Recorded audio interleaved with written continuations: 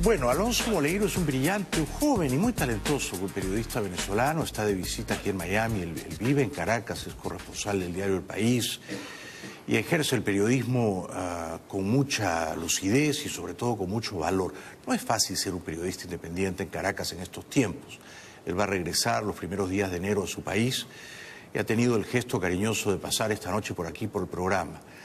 Un aplauso para Alonso Moleiro, por favor. Gracias. Gracias por venir. No, gracias a ti, muy honrado. Sí.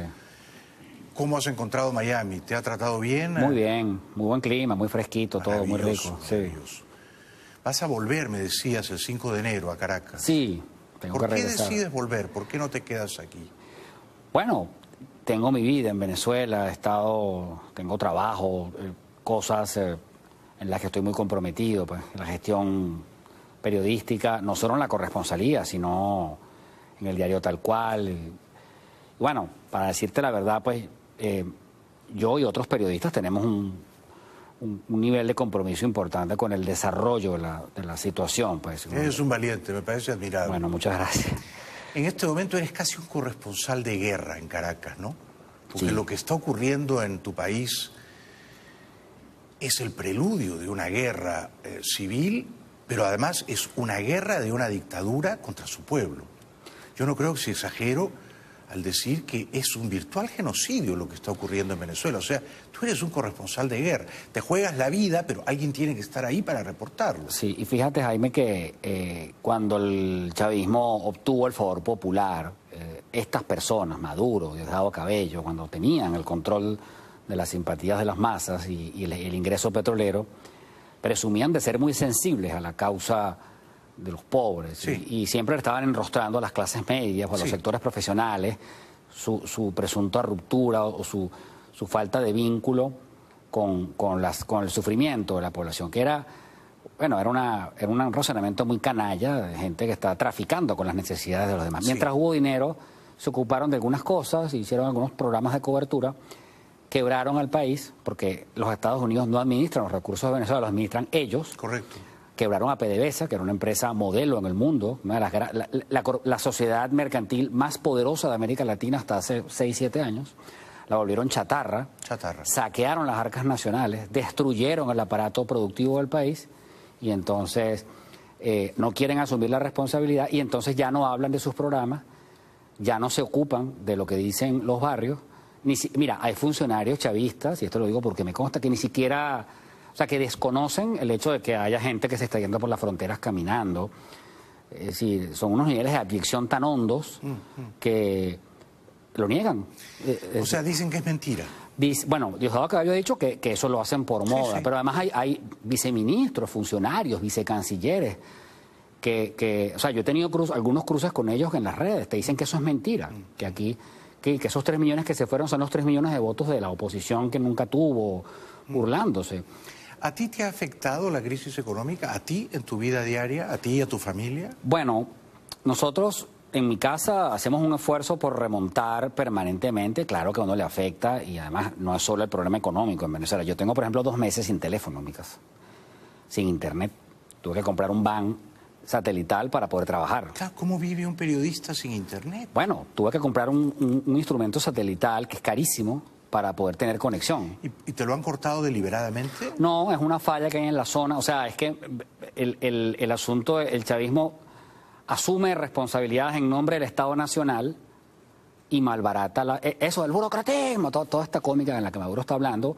Ellos son los gestores de eso. Correcto. Han quebrado a todas las empresas, han inflado las nóminas de cualquier cantidad de personas, todo lo resuelven diciendo consignas, con unos niveles de orfandad intelectual y conceptual lamentables, pasmosa, y a cada rato están diciendo necesitamos una empresa privada que invierta en Venezuela. Cuando invierte, entonces la expropian, claro. o le colonizan. Hay unos funcionarios, casi todo el estamento de gestión, los ministros, con muy escasas excepciones, son gente increíblemente sin capacidades, y entonces, claro, el derrumbe es absoluto y entonces ves una situación de colapso disfuncional que se expresa en cosas como esta.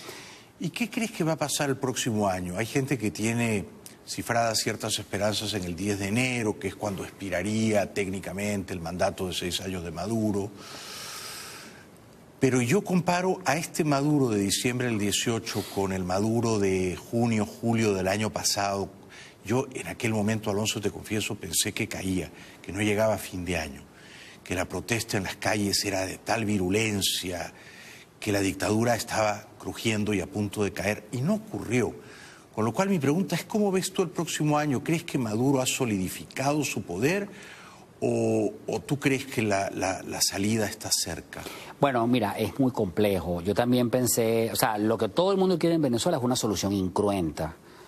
El gobierno de Maduro y sus lugartenientes, que son iguales a responsables que él, sí, han ido cerrándole las salidas a la política, a las salidas consultivas. Lo que le hicieron Maduro, la gente del PSUV, Diosdado Cabello al país en la cita electoral del 20 de mayo fue una cómica, una consulta totalmente bananera, lamentable, pues, sí, una cosa digna de octavo mundo, pues. Sí, sí. 2 candidatos impedidos de participar, uno preso, el otro inhabilitado por cualquier excusa. Claro, eso ya es un fraude, ¿no? Exacto, 2 partidos, 2 de los más importantes de la oposición, inhabilitados de participar, una Asamblea Nacional que no puede legislar.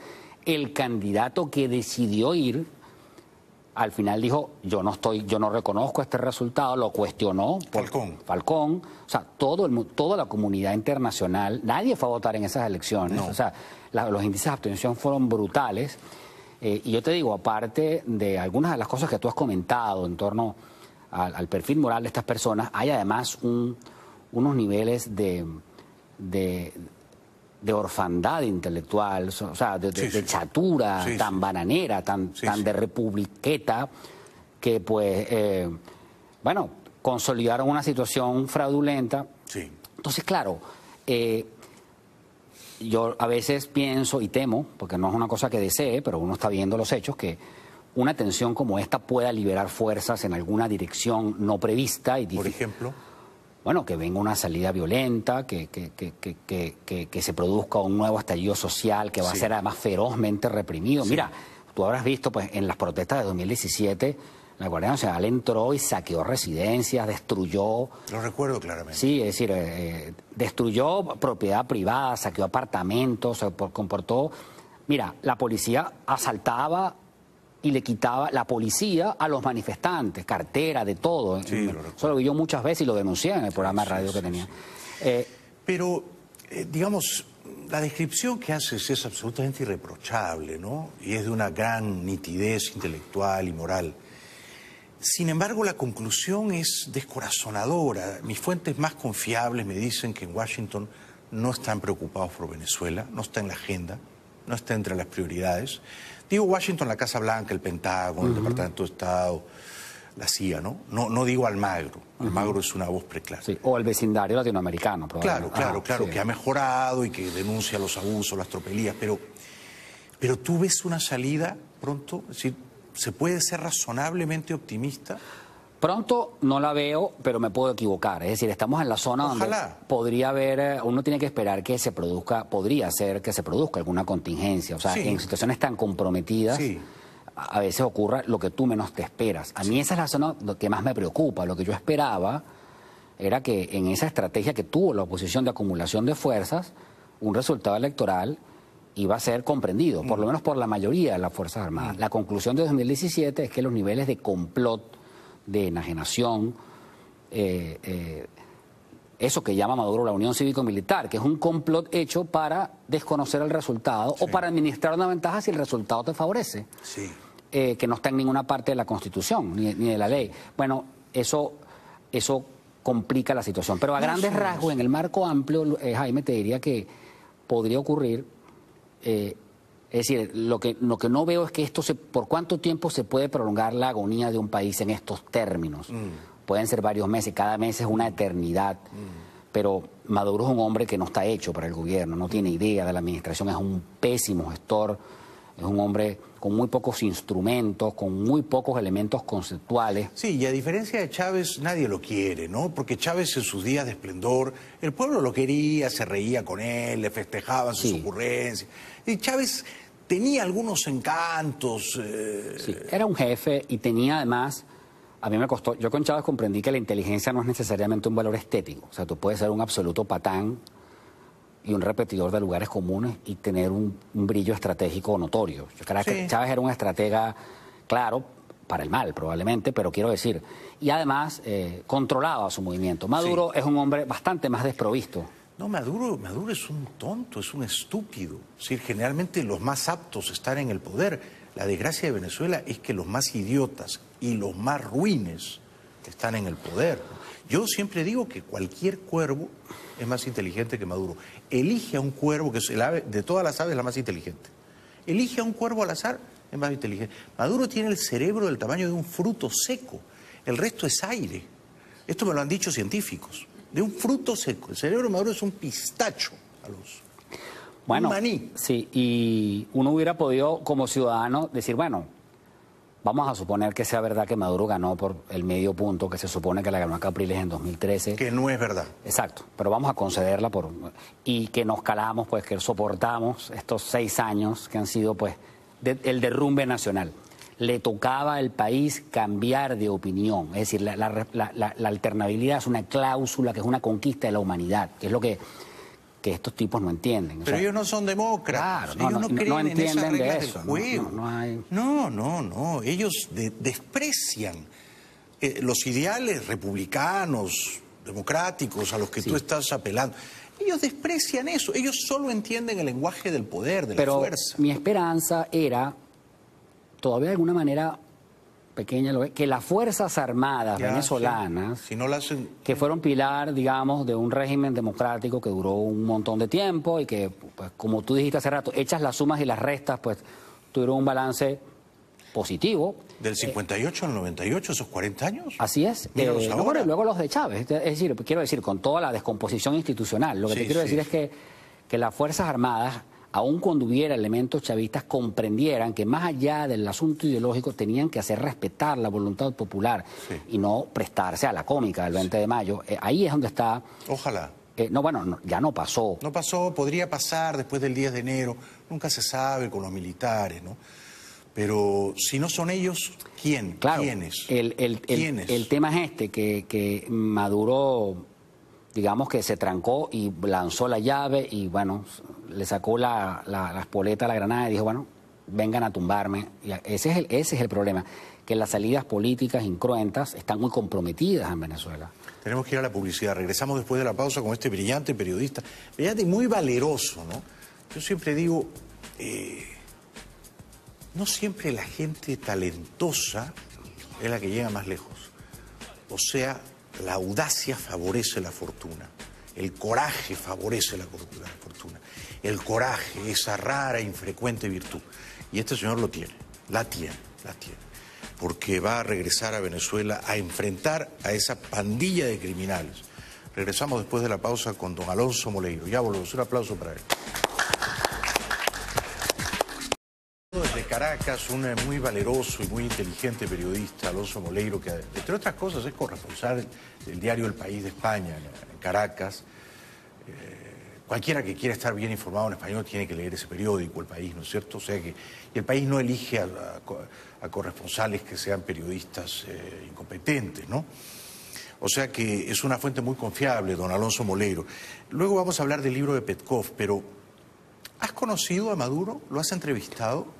Lo traté en una época cuando él era un dirigente sindical, el chavismo era diputado. Lo recuerdo. Fue presidente de la Asamblea Nacional, yo era reportero del Nacional en Caracas y el chavismo estaba como llegando al gobierno, todavía no se hablaba ni de socialismo, el chavismo estaba siendo muy atacado por la oposición y los medios.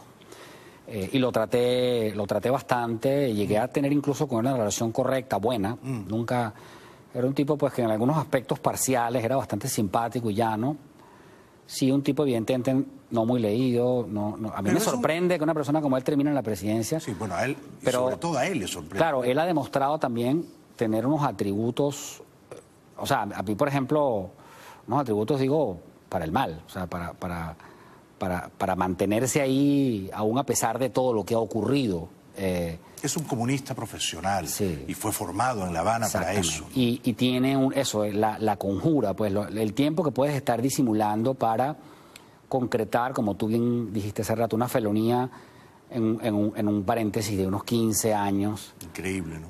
Y además hablar como si tuvieras carga moral, o sea, como si de verdad fueras el líder del país y hacer reflexiones sobre la corrupción. Estas cosas a Chávez la gente se las creía. Y Chávez llegó a tener incluso prestigio internacional. Yo no sé si merecido, pero Maduro no es una persona querida en Venezuela en absoluto. Eso no quiere decir que no haya chavistas, todavía quedan, pero es un tipo muy impopular. Claro, muy impopular. Claro, claro. ¿Y a Chávez lo conociste? No, lo tuve cerca, no llegué a tratarlo, es decir, le puse un grabador sin él saber nada, nunca lo pude. Lo seguí muchísimo. El aló presidente de Chávez, yo en las guardias del Nacional, yo hice un máster escuchando a Chávez, que de pronto se le hacía de noche hablando. O sea, lo escuché. Sí, yo lo veía también, yo lo seguía también. Sí. Era fascinante y era mórbido, era seductor y era hediondo todo a la vez. Ahora, te iba a preguntar sobre Maduro y Cabello. ¿Se llevan bien o hay recelos y animosidades escondidas? Yo siempre he creído que Cabello tiene que haber sentido el golpe cuando Chávez eligió a Maduro a despecho de él. Y no me sorprendería que Cabello tuviera la ilusión de ocupar algún día la silla que ocupa Maduro. ¿No es así? Probablemente. Yo creo que Diosdado Cabello fue visto como el número 2 del gobierno de Chávez durante varios años, pero cometió algunos errores estratégicos y se ganó una leyenda negra que le hizo daño al chavismo. Y Chávez, de acuerdo a cierta leyenda, porque es que la dinámica interna del chavismo no es fácil cubrirla, fue, digamos, castigado. De hecho, Chávez le echó regaños a Maduro, a Diosdado Cabello al aire fuertes. Pues, si alguna vez lo increpó, lo amonestó. Es raro ver a un tipo, además, como Diosdado Cabello, verlo regañado por Chávez en una situación, en estos programas que él hacía, por alguna circunstancia que no decía bien. Sí. El nombramiento de Maduro produjo sorpresa, pero ya uno venía viendo que Maduro era pues el hombre que tenía Chávez. Sí. Si tú me hubieras dicho en el 2001 que Maduro iba a ser presidente, yo te hubiera dicho jamás. Jamás. Pero de esas paradojas se está yendo la política y la historia. Venezuela está escribiendo uno de los capítulos más tristes de América Latina en este momento. Sí. Es duro tener que decirlo, pero es la verdad. Y creo además que Diosdado Cabello tiene su parcela de poder, que los chavistas saben lo importante que es estar unidos y que él como que ha entendido cuál es su rol en estas circunstancias. O sea, ¿crees que no ambiciona conspirar contra Maduro y removerlo del poder? Pues mira, yo creo que él tiene una idea muy clara de que lo importante es la revolución. Sí, que se necesitan mutuamente. Sí, y además que pese a todos los desafueros y las barbaridades que estos tipos han cometido, de manera increíblemente curiosa e irónica, ellos tienen una visión muy sagrada de ellos mismos. Ellos se creen ellos de verdad se creen los herederos de Bolívar y los garantes de la independencia nacional. O sea, ellos no se cuestionan ni sus métodos, es raro, se cuestionan parcialmente y siempre como que tenemos unos tipos infiltrados, como corrompieron toda la gestión económica del país. Qué interesante eso, es verdad, ¿no? Se ven como redentores, libertadores, herederos de Bolívar.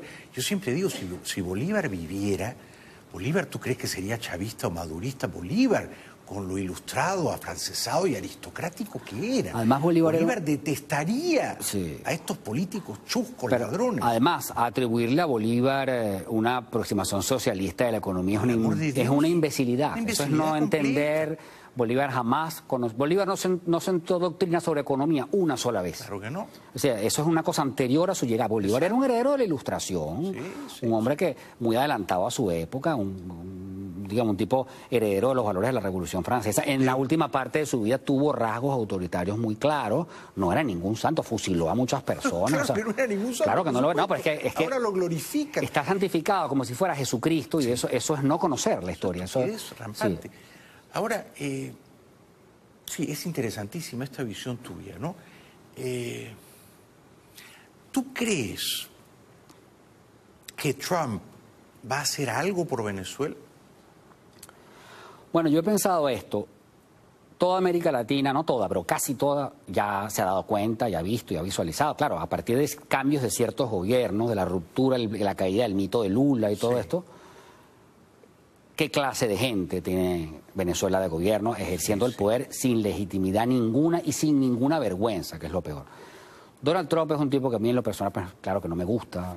Algunas de las cosas que tú dijiste sobre él... ¿No te cae simpático? No, para nada. ¿No te gustaría ser su amigo? Pero no sería amigo jamás de una persona así. Pero he pensado, bueno, el hemisferio está en una zona donde hay políticos bastante conservadores y halcones. Mira Bolsonaro. Bueno, exacto. Lo que temo a veces es que el peso estratégico de Venezuela era su producción petrolera, su ubicación geográfica, su tamaño relativo como país. Pues un país no es de las grandes naciones latinoamericanas, pero bueno, es de las naciones latinoamericanas de cierta importancia. Pues puede que esté en una segunda línea detrás de Argentina, claro, Brasil y México. Era una potencia latinoamericana en los 60, 70, 80. Lo grave es que Maduro dejó de producir petróleo, o sea, que el país se volvió una especie de hueco negro que no tiene dolientes, que a nadie le importa, que ya no tiene... Y bueno, claro que toda la vida he sido enemigo de la intervención, o sea, no enemigo, no me parece procedente, pues que cada vez que aquí en América Latina tengamos un problema llegue el policía estadounidense a poner orden, pero también digo, a veces puedo sentir y me preocupa ese despego, ese soslayo que puede haber hacia la tragedia venezolana, pero también entiendo que es difícil de operarla, ¿no? Es complicadísimo, es muy complicadísimo. Sí, yo entiendo que, claro, ustedes no quieren que Estados Unidos se meta allí como el policía, ¿no?, a poner orden. Por otro lado, uno dice, si está ocurriendo un genocidio, el vecindario tendría que proteger... Porque además el vecindario queda afectado. A la población civil masacrada. Claro. Y el vecindario es afectado, efectivamente. No puede recibir a tanta gente. Pero además un genocidio se tiene que detener en nombre del bien, en nombre de... de las libertades, pero es que hay una cosa humanos. Adicional, Jaime. Mira, hace poco estuve en Bogotá, había estado en Bogotá la última vez hace unos 10 años. En Venezuela lo que hacíamos era recibir colombianos. Colombia es un país que con todos sus problemas, que los tiene todavía, algunos muy graves, hay esperanza. Colombia es un gran país. Colombia recuperó el eje y es un país con expectativa. Claro, en Venezuela la esperanza nacional está secuestrada. O sea, no hay esperanza, no hay futuro. Cero. Todo se ve negro. Los muchachos ya no se van como antes. Antes se iban, mucha gente incluso ha regresado. Bueno, la prensa colombiana es admirable, Alonso, ¿o no? Por supuesto que sí. El Tiempo, excelente periodista. Semana, ves la televisión. No, y es un país además que ha tenido un renacimiento, pues, por ejemplo, en producción deportiva, en producción industrial, ha dado un salto en producción de telenovelas. Ya en las artes y en la música. El Perú, tu país, es otro, es un excelente ejemplo. O sea, por tanto tiempo, sí. Colombia desde el 57, 58, que se fue Rojas Pinilla, es una democracia estable. O sea, hay mucho que aprender de Colombia. Absolutamente. Va quedando poco tiempo. Te quería preguntar, ya que hablábamos de amigos, decíamos, tú no serías amigo de Trump. ¿Tienes todavía en tu círculo de amigos personas que son simpatizantes del chavismo? ¿Tienes amigos chavistas? Bueno, ya no lo son. Es decir, hay un alejamiento... ¿Han dejado de ser chavistas? Sí, no, han dejado de ser amigos. Oh. Es decir, se alejan. Hay una ruptura muy clara. La polarización hizo un efecto. ¿En tu familia ha ocurrido eso? Ha ocurrido. Tengo algunos primos en el gobierno, incluso. Es decir, gente... Por eso te pregunto, es terrible cuando la política se vuelve tan tóxica y venenosa. Y además he podido comprobar a través de ellos cómo la política se enajena, cómo se vuelve una enfermedad mental. Saca lo peor de la gente a veces. Sí, cómo la ideología y los intereses creados hace que veas una cosa y creas otra. Sí. Cómo se vuelve una religión laica. Sí. O sea, cómo el dogma de fe, que es un dogma igual al dogma de la Santísima Trinidad, hace que además tiene mucho que ver, como bien dijo Carlos Rangel, un escritor intelectual venezolano, con este complejo anti-yanqui. Cierto que los americanos han hecho maldad, pero tienen un montón de cosas buenas también. Pero hazme el favor, si lo que tú decías, Alonso, los americanos no han gobernado Venezuela desde el 98 para acá, ellos no han gestionado nada. Los americanos no han gobernado Venezuela jamás, no han intervenido en Venezuela jamás, no han administrado un bolívar en Venezuela. ¿Qué culpa tienen? ¿Qué culpa tienen? Claro, Dios. Pero es agitar ese complejo. Una locura. Y convertir, bueno, ahí está el problema. Sí. Me he quedado sin tiempo y hubiera hablado contigo una hora más, sobre todo acerca de este libro fascinante. Alonso Moleiro conversó con Teodoro Petkov, un gran, insobornable, admirable dirigente de izquierda democrática, ¿no? Venezolana, líder del MAS, candidato presidencial 2 o 3 veces, sí. Pero además un señor, un hombre de honor, un político decente, que hizo un viaje ideológico fascinante, Recomiendo con entusiasmo este libro, Solo los estúpidos no cambian de opinión, está en Amazon. ¿Ah? Sí, está en Te felicito, Amazon, sí. Es un triunfo. Vente otra noche y hablamos de Teodoro Petkov, que en paz descanse. ¿Ah? Gracias, Jaime. Suerte. Muchísimas gracias. Venezuela necesita de periodistas como tú, Alonso. Gracias. Felices Bueno, fiestas. igual. Un aplauso para Alonso Moleiro, por favor. Gracias. Gracias. Volvemos después de la pausa.